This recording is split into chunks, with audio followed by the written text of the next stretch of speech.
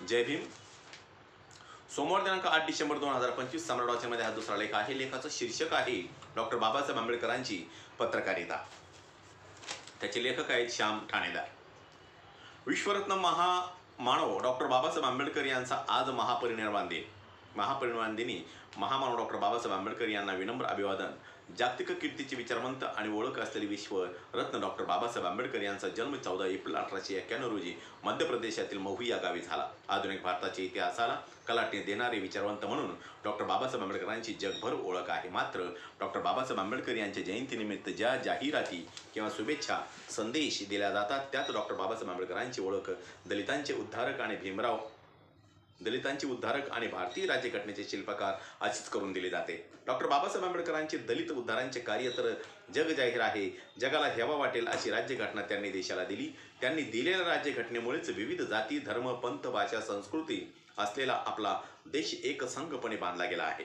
भारतासारखी राज्यघटना नसल्याने भारताच्या शेजारी असलेल्या देशांची आज काय अवस्था झाली आहे हे आपण पाहतोच आहे। त्यामुळे त्यांची दलित उद्धारक आणि भारतीय राज्यघटनेचे शिल्पकार ही ओळख यथायोग्यच असली तरी त्यांचे कार्य केवळ एवढ्या पुरतेच मर्यादित नाही, तर थोर अर्थतज्ञ, महिलांचे उद्धारक, कृषी तज्ञ, शिक्षण तज्ञ, जलतज्ञ, इतिहासतज्ञ, समाजशास्त्रज्ञ, कायदे पंडित, धर्मचिकित्सक, राजनीतितज्ञ, कामगार नेते, शांतीचे उपासक, कलाप्रेमी, लेखक, पत्रकार असे विविध पैलू डॉक्टर बाबासाहेब आंबेडकर यांचे आहेत। डॉक्टर बाबासाहेब आंबेडकर यांचे हे विविध पैलू कायम दुर्लक्षित केले जातात। म्हणूनच मी माझ्या महिलांचे उद्धारक डॉक्टर बाबासाहेब आंबेडकर व डॉक्टर बाबासाहेब आंबेडकरांचे जलविषयक धोरण या मागील 2 लेखात डॉक्टर बाबासाहेब आंबेडकरांनी महिलांसाठी केलेले कार्य आणि जलतज्ञ डॉक्टर बाबासाहेब आंबेडकर या 2 पैलूंची ओळख करून दिली जात होती।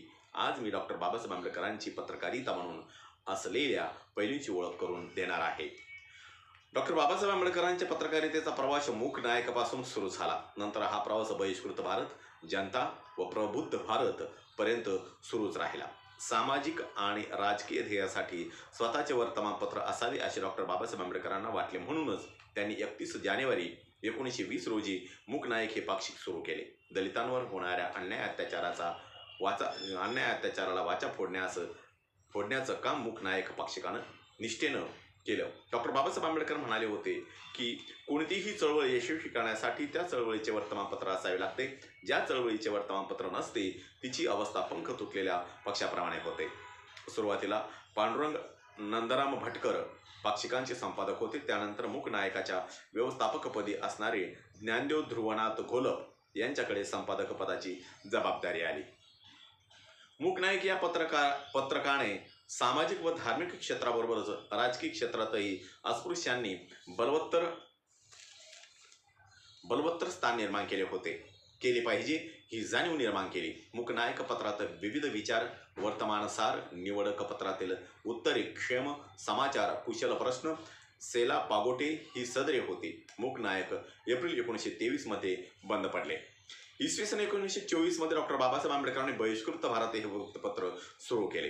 3 एप्रिल 1924 रोजी बहिष्कृत भारत पाक्षिकाचा पहिला अंक प्रकाशित झाला। डॉक्टर बाबासाहेब आंबेडकरांनी 29 जून 1928 रोजी समता हे वृत्तपत्र सुरू केले। हे समाज समता संघाचे मुखपत्र होते। 24 फेब्रुवारी 1930 रोजी त्यांनी जनता तर 4 फेब्रुवारी 1956 मध्ये प्रबुद्ध भारत हे वृत्तपत्र सुरू केले। इसवी सन 1944 मध्ये बाबासाहेबांनी आम्ही शासनकर्ती जमात बनणार या शीर्षकाखाली जनता वृत्तपत्रात लेख लिहिला। या वृत्तपत्रातले आपल्या विचारांनी त्यांनी स्पृश्य आणि अस्पृश्यांना जागृत केले। त्यांची लेखणी झुंजार, क्रांतिकारी आणि प्रभावी होती। डॉक्टर बाबासाहेब आंबेडकरांची सर्व वृत्तपत्रे मराठी भाषेमध्ये प्रकाशित झालेली, कारण मराठीतच त्यावेळची सामान्य जनतेची भाषा होती।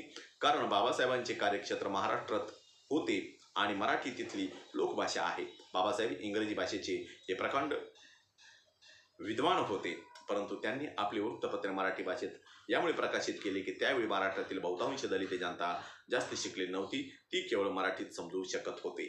गंगाधर पानतावणे यांनी आपल्या ग्रंथात म्हटले आहे की या मूकनायकाने बहिष्कृत भारतामधील लोकांना प्रबुद्ध भारताकडे नेले।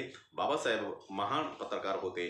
पत्रकार महामानव डॉक्टर बाबासाहेब आंबेडकर यांना महापरिनिर्वाण दिनी विनम्र अभिवादन। या ठिकाणी हा लेख संपलेला आहे।